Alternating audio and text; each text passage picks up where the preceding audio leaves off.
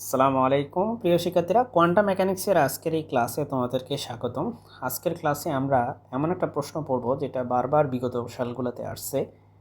সাই star সাই এই দুইটার গুণফল, সাই স্টার সাই এই দুইটার গুণফল, এটার ভৌত তাৎপর্য ব্যাখ্যা করো। এই প্রশ্নটি তুমি দেখতে পাচ্ছ অনার্সে 15, 11, 7 ডিগ্রিতে বেশ কয়েকবার এই প্রশ্নটা আসছে। সো চলো আমরা সেটা ব্যাখ্যা করার ট্রাই করি। প্রথম কথা হচ্ছে কোয়ান্টাম মেকানিক্সে, আচ্ছা আমি ডিটেলসে যাব এটার, বাট এটার কিছুটা আমরা ব্যাকগ্রাউন্ডটা একটু জেনে নিই, তাই তো? কোয়ান্টাম বলবিদ্যায় কোনো গতিশীল কণা যেমন ইলেকট্রন, সেটার অবস্থান ও গতিগত অবস্থা সম্পূর্ণরূপে প্রকাশ করার জন্য আমরা যে গাণিতিক ফাংশন ব্যবহার করে থাকি সেটাই হচ্ছে ওয়েভ ফাংশন। সো এখান থেকে তুমি চাইলে ওয়েভ ফাংশন যেটাকে আমরা সাই বলি, সো এই সাইয়ের হচ্ছে ডেফিনিশন যদি তোমার কাছে জিজ্ঞেস করে, সেই ডেফিনিশন কিন্তু তোমরা চাইলে এখান থেকে সুন্দর করে লিখতে দিতে পারো। সো কোয়ান্টাম মেকানিক্সে কোনো পার্টিকেলের তার যে কোনো অবস্থান বলো, তার ভরবেগ বলো, তার যে কোনো রকম গতির যে এনার্জি বলো, মোমেন্টাম, যে সব কিছু তার হিসাব করা হয় যেই গাণিতিক ফাংশনের মাধ্যমে, সেটাই হচ্ছে ওয়েভ ফাংশন। এই ওয়েভ ফাংশন এটি হচ্ছে সাধারণত আমরা এইভাবে লিখে থাকি, অর্থাৎ ওয়েভ ফাংশন নিজে একটা জটিল রাশি, সে একটা কমপ্লেক্স নাম্বার, আর সেই কমপ্লেক্স নাম্বার বলেই কিন্তু সেই ওয়েভ ফাংশনের আমরা কমপ্লেক্স কনজুগেট নিতে পারি। এই যে সাইকে স্টার দিচ্ছি, এই জিনিসটার মানে হচ্ছে জটিল অনুবন্ধী বা কমপ্লেক্স কনজুগেট নেওয়া। সো সাই হচ্ছে ওয়েভ ফাংশন। ওয়েভ ফাংশনের সাথে ওয়েভ ফাংশনের নিজের কমপ্লেক্স কনজুগেটকে যদি আমরা গুণ করি, তাহলে সেটা হয়ে যায় সাই স্টার সাই। ওকে, সো এই দুটির গুণফল, এটি একটি অত্যন্ত গুরুত্বপূর্ণ একটি রাশি, বিকজ সাইয়ের নিজের কোনো ফিজিক্যাল সিগনিফিকেন্স নাই। সাই নিজে আসলে মানে এটার ভৌত তাৎপর্য নাই, ফিজিক্যালি কিছু মিন করে না। সাই একা নিজে একা কিছু মিন করে না, আবার যখনই সাই স্টারের সাথে সাইকে গুণ করা হবে সেটার একটা ফিজিক্যাল মিনিং আছে এবং সেটা প্রবাবিলিটি মিন করে, ঠিক আছে? সো আমরা দেখতে পাচ্ছি যে এই যে সাই স্টার সাই, এটাকে আমরা এভাবেও প্রকাশ করে থাকি, সাইকে মডুলাস দিয়ে দেন তারপরে স্কোয়ার দেওয়া, এবং দেখো এটাকে আমরা বলি প্রবাবিলিটি ডেন্সিটি। ইংলিশে এটাকে বলা হয় প্রবাবিলিটি ডেন্সিটি, বাংলায় এটাকে আমরা বলতে পারি সম্ভাব্যতা ঘনত্ব। তোমরা হোপফুলি তোমরা হচ্ছে সো ইকুয়েশন অফ কন্টিনিউটিতে আমরা হচ্ছে সেগুলো আলোচনা করছি আর কি, তোমরা সেই ভিডিওটা দেখে নিবা, খুবই ইম্পর্টেন্ট। সো আমি যেটা বলতেছিলাম মাই রেস্টুরেন্টস, যে বিজ্ঞানী ম্যাক্স বর্ন উনি ব্যাখ্যা করছে যে সাই স্টার সাই এটা আসলে কোনো একটা নির্দিষ্ট সময়ে কোনো স্থানে একটা কণা পাওয়ার যে সম্ভাবনা সেটা বোঝায়। So probability of finding A particle at any time is is known as this Sai star Sai. Okay, so এটাকে বলা হয় প্রবাবিলিটি ডেন্সিটি। দেখো এই প্রবাবিলিটি ডেন্সিটিকে, এই জিনিসটাকে আমরা একটা ফাংশন আকারে লিখি। সো এখানে পি লিখছে, অনেক সময় আমরা এটাকে রো দিয়েও লিখি, ঠিক আছে?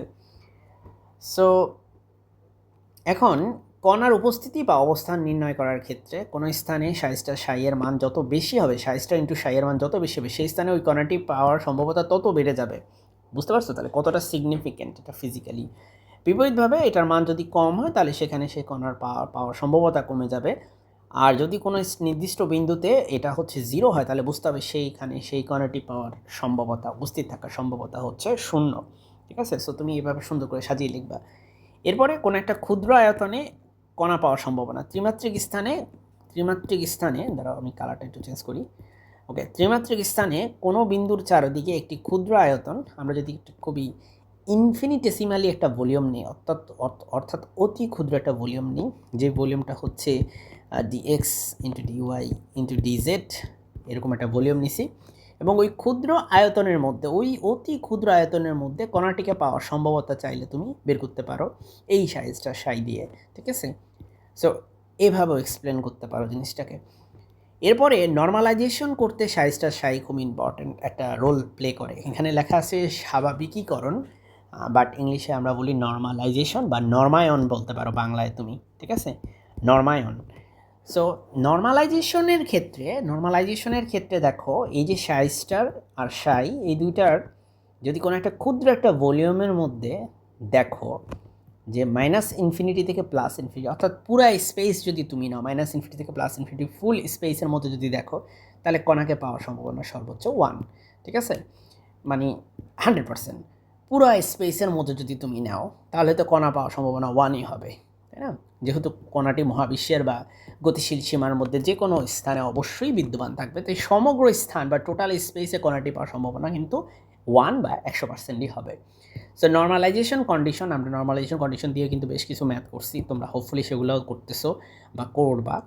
সো নর্মালাইজেশন কন্ডিশন কিন্তু হচ্ছে এটাই মিন করে যে একটা কণা পুরো স্পেস জুড়ে একটা কণা পাওয়ার প্রবাবিলিটি হচ্ছে 1, ঠিক আছে? সো এই ক্ষেত্রেও কিন্তু দেখো তোমার এই সাই কিন্তু কাজে লাগতেছে। সো এইভাবে করে তুমি এই কন্ডিশনটাও লিখতে পারো। এরপরে দেখো সাই নিজে কিন্তু একটা কমপ্লেক্স নাম্বার, কিন্তু সাইয়ের সাথে সাইকে যখন তুমি গুণ করবা, অর্থাৎ সাইয়ের কমপ্লেক্স কনজুগেটের সাথে যখন সাইকে গুণ করা হয় তখন কিন্তু সেটা আর বাস্তব, মানে সেটা আর কাল্পনিক সংখ্যা জটিল সংখ্যা থাকে না, সেটা একটা বাস্তব সংখ্যা হয়ে যায়। আর বাস্তব সংখ্যা হওয়াটা জরুরি, বিকজ বাস্তব সংখ্যা হলে সেটা কোনো একটা ফিজিক্যাল সিগনিফিকেন্স বা বাস্তব সংখ্যা হলে তখন তুমি বলতে পারবা যে হ্যাঁ এটা কিন্তু সম্ভবতা মিন করে। কাল্পনিক সংখ্যা হলে তো সেটা সম্ভবতা মিন করে এটা বলতে পারতাম না। সো তরঙ্গ ফাংশন সাই জটিল রাশি হলেও যে সাই স্টার সাই সেটা কিন্তু একটা বাস্তব সংখ্যা। এখানে আসলে ওরা দেখানোর চেষ্টা করছে যে সাইকে যদি তুমি এ প্লাস আইবি আকারে প্রকাশ করো তাহলে সাই স্টারকে তুমি এ মাইনাস আইবি লিখতে পারবা। আশা করি তোমরা জটিল সংখ্যার এই ব্যাপারগুলো জানো যে সাইকে যদি আমরা, এটা তো যেহেতু একটা জটিল সংখ্যা তাই এটাকে আমি এ প্লাস আইবি আকারে প্রকাশ করছি, তাহলে এটার কমপ্লেক্স কনজুগেট হবে কি এ মাইনাস আইবি। আমরা জানি যে আই রিলেটেড পার্টটার চিহ্ন চেঞ্জ করতে হয়। এরপরে সাই স্টারের সাথে সাইকে যদি আমরা গুণ করি, অর্থাৎ এটার সাথে এটাকে গুণ করি, আমরা দেখতে পাই যে গুণফলটা হয় এ স্কোয়ার প্লাস বি স্কোয়ার, তাই তো? যেটা জটিল সংখ্যা, অনুবন্ধী জটিল সংখ্যার গুণফল কিন্তু এ স্কোয়ার প্লাস বি স্কোয়ার, যেটা একটা বাস্তব সংখ্যা। দেখো এখানে কোনো আই নেই। সো তুমি বুঝতেই পারতেছো সাই স্টার সাই, তুমি যদি স্যারকে এভাবে দেখিয়ে দাও একটা উদাহরণের মাধ্যমে তাহলে স্যারও বুঝতে পারলো যে তুমি ব্যাপারটা বুঝতে পারছো, ঠিক আছে? সো এই কতগুলো পয়েন্ট লিখলে ইনশাল্লাহ তুমি ফুল মার্ক পাবা। আর এছাড়াও আমি আরও কিছু ব্যাপার স্যাপার এখানে তুলে ধরছি যেগুলো তোমরা চাইলে একটু রিক্যাপ করে নিতে পারো, যেগুলো তোমরা দেখে নিতে পারো। যে সাই, এটা একটা আলাদা প্রশ্ন হতে পারে অ্যাকচুয়ালি তোমাদের পরীক্ষায়, যে সাই কেমন হইতে হবে, সাইয়ের বৈশিষ্ট্য কী, এটা নিয়ে কিন্তু আমি আলাদা একটা ভিডিও করছি তোমাদের আছে পেইড কোর্সের মধ্যেই, যে সাই বা তরঙ্গ ফাংশন অ্যাকচুয়ালি কী কী বৈশিষ্ট্য তার থাকতেই হবে। যেমন সাইয়ের হচ্ছে সিঙ্গেল ভ্যালুড হইতে হবে, একটা নির্দিষ্ট মান থাকতে হবে, একক মান থাকতে হবে, কারণ একই সময় একই স্থানে একটি কণা পাওয়ার সম্ভাবনা একাধিক থাকতে পারে না। সো সাইকে সিঙ্গেল ভ্যালুড হইতে হবে। সাই কিন্তু সসীম হইতে হবে, অসীম হওয়া যাবে না, তাহলে তো প্রবাবিলিটি অসীম হয়ে যাবে কোনো একটা কণা পাওয়ার। তো সাইকে ফাইনাইট হইতে হবে, সিঙ্গেল ভ্যালুড হইতে হবে। সাইয়ের প্রথম যে ডেরিভেটিভ, সাইয়ের ফার্স্ট ডেরিভেটিভ সেটা এবং সময় সাপেক্ষে অবিচ্ছিন্ন হতে হবে, বুঝতে পারছো? তাহলে ফাইয়ের যেই ফার্স্ট ডেরিভেটিভ সেটাকে স্থান এবং সময়ের সাপেক্ষে কন্টিনিউয়াস হইতে হবে, ফার্স্ট ডেরিভেটিভ কন্টিনিউয়াস হইতে হবে, এটা মনে রাখবা, ঠিক আছে সাইয়ের। ওকে, সো নেক্সট হচ্ছে আমরা আশা করি তোমরা পুরো ব্যাপারটাকে বুঝতে পারছো।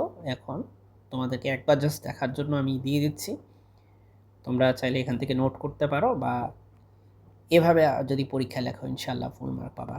সো ভিডিওটা এই পর্যন্তই। আসসালামু আলাইকুম।